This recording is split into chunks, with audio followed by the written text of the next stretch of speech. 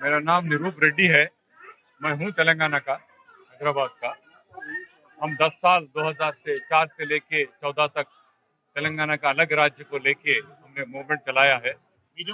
और अब आज हम जो है ये जितने भी नॉर्थ ईस्टर्न स्टेट्स है उनके जो स्टेट डिमांड्स है, स्टेटहुड डिमांड्स है, उनसे सॉलिडारिटी अपना जो है तेलंगाना की तरफ से उनके साथ हमारा सॉलिडारिटी दिखाने के लिए हम आज यहाँ मौजूद है। मैं सुप्रीम कोर्ट में वकील हूँ, जैसे मैं कहा, मेरा नाम निरूप रेड्डी है और वहाँ पर मैं वरिष्ठ अधिवक्ता हूँ, सीनियर एडवोकेट हूँ सुप्रीम कोर्ट में। ये national federation for new states ये 1991 से चला आ रहा है। जॉर्ज फर्नांडिस, पीए सांगमा, ये लोग इसको स्टार्ट किए थे। नाम अलग था, तब Indian national front for small states करके था।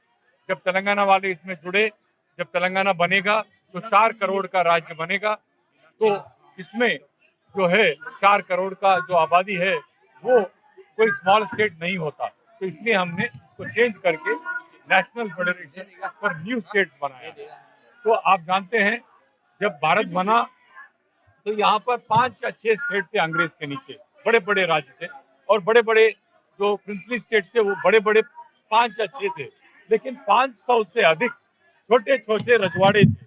इन सबको एक कर जब भारत बनाया गया तो आर्टिकल 3 के तहत संविधान में आर्टिकल 3 कहता है कि बाहर के बाउंड्री बदल नहीं सकते, लेकिन अंदर के बाउंड्री आप कितने भी बना सकते हैं, नाम बदल सकते हैं, छोटे कर सकते हैं, या छोटे छोटे राज्यों को एक करके एक बड़ा राज्य बना सकते हैं। ये फ्लेक्सिबिलिटी रहा है। लेकिन 1956 में स्टेट्स रीऑर्गेनाइजेशन कमीशन था। ये भाषा आधार पर इन्होंने इसका बंटवारा किया, राज्य बने। लेकिन आज भारत को किसी तरह का बाहर से खतरा नहीं है।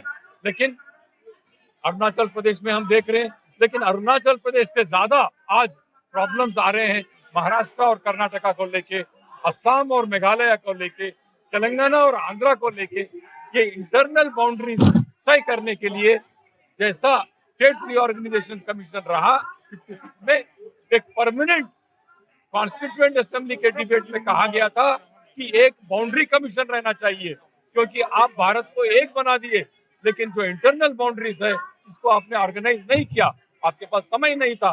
लेकिन अब एक परमानेंट स्टेट रीऑर्गेनाइजेशन कमीशन बैठना चाहिए, और ये जितने भी इंटरनल बाउंड्रीज है इन सबको आप जो है बाउंड्री बना के छोटे बनाना हो, बड़े बनाना हो, नाम बदलना हो, ये काम करना चाहिए। तभी भारत जो है मजबूत बनेगा। What we demand today new states for new India, new states for stronger India. एक राज्य उत्तर प्रदेश 12 करोड़ का होता है और तेलंगाना 4 करोड़ का होता है। हमारा पॉपुलेशन कम है। साउथ इंडिया और नॉर्थ इंडिया में भी प्रॉब्लम आ सकता है।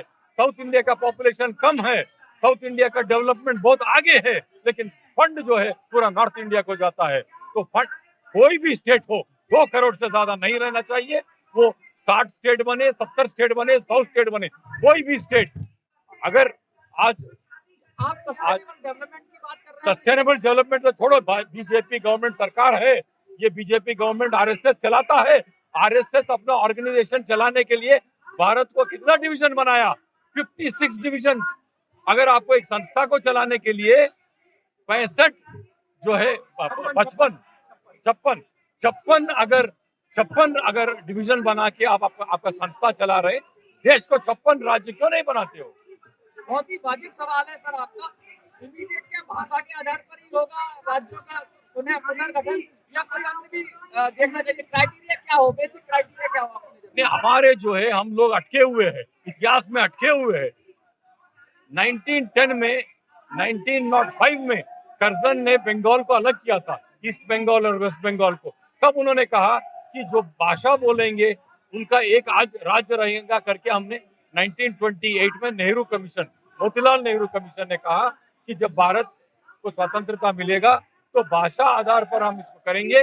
बंगाल जैसा हम कर्जन जैसा बंगाल को डिवाइड करें, हम भाषा आधार पर डिवाइड नहीं होने देंगे। लेकिन मैं पूछता हूँ, तेलंगाना और आंध्रा दोनों तेलुगु बोलते हैं, तो एक भाषा रह के भी अलग राज्य रह सकते हैं। ये अंबेडकर ने कहा there can be many states with one language.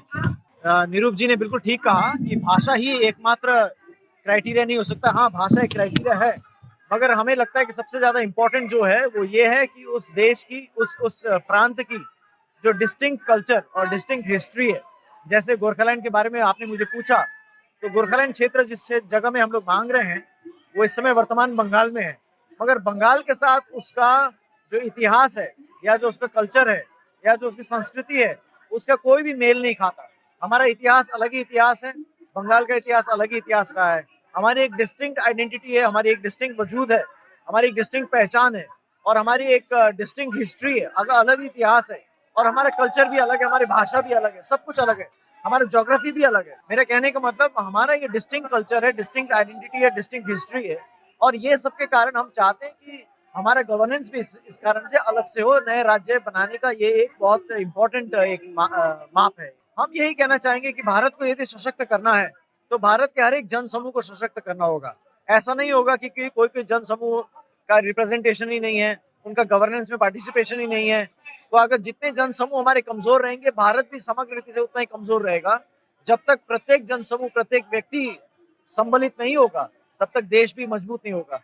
तो हम जैसे कहते हैं, हमारा नारा है, एनएफएनएस का नारा है, new India through new states for new India, one nation many states. इसमें हम विश्वास करते हैं।